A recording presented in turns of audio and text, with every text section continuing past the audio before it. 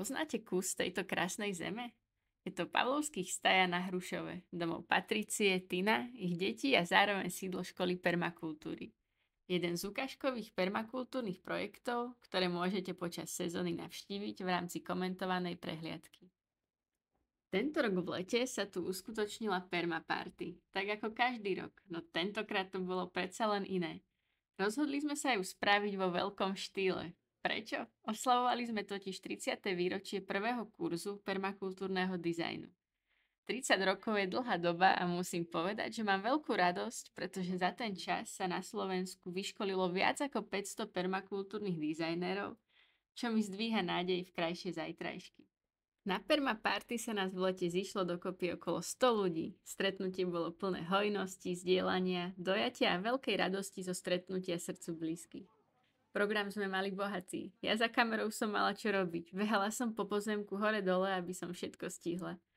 Tí, čo poznajú farmu Pavlovských, si vedia živo predstaviť, ako som sa zadýchala pri ich prevýšení a rozlohe. Pýtate sa, prečo som toľko behala?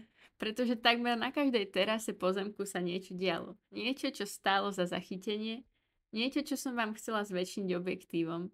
Rada by som totiž vo vás budila záujem a chuť spoznať permakultúru do väčšej hĺbky. Nielen teoreticky, no zažiť ju na vlastnej koži. Okúsiť, aké to je ocitnúť sa v priestore, ktorý je plný ľudí, snažiacich sa vychádzať z jej princípov a žijúcich podľa pilierov permakultúrnej etiky.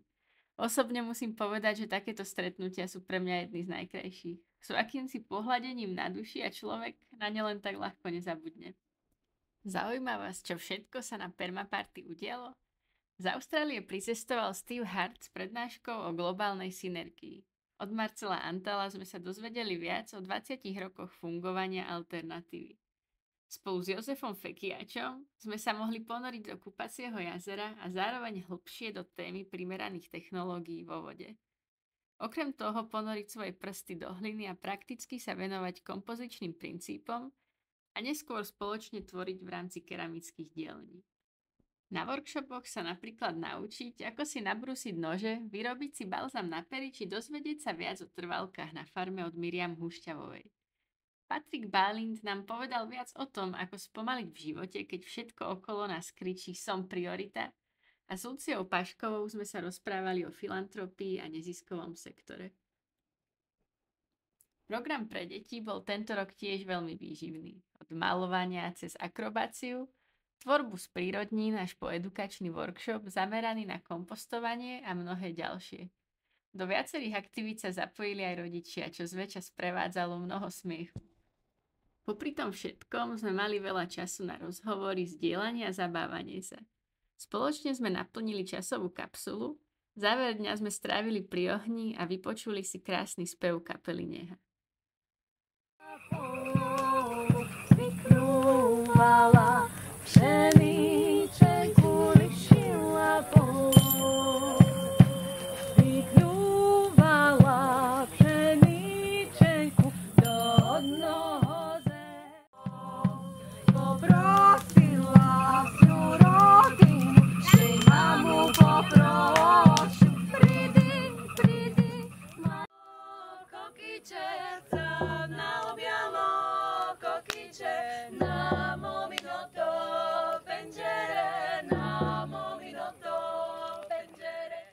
Na druhý deň, po krásnom večeri, ešte predtým, než sme sa rozlúčili, sme sa spoločne vydali na putovanie s Kajou Trizuliakovou a učili sa čítať krajinu. Ktoré sú na miestach a ktoré tvoria akoby tú veľkú krajinu. Ja vám pošlem takú zopnuté dve mapky. Neopakuje sa v Čelom Hrušove, opakuje sa na niektorých miestach, ale zrovna tu na smerom dole do dediny sa opakuje ten tvar, ktorý tvorí Krupinskú planinu. Všimnite si, že to, že sú tu červené písmenka, vôbec neznamená, že sú tu úrodné pôdy, lebo sa hýbeme v týchto zelených, najmenej úrodných častiach.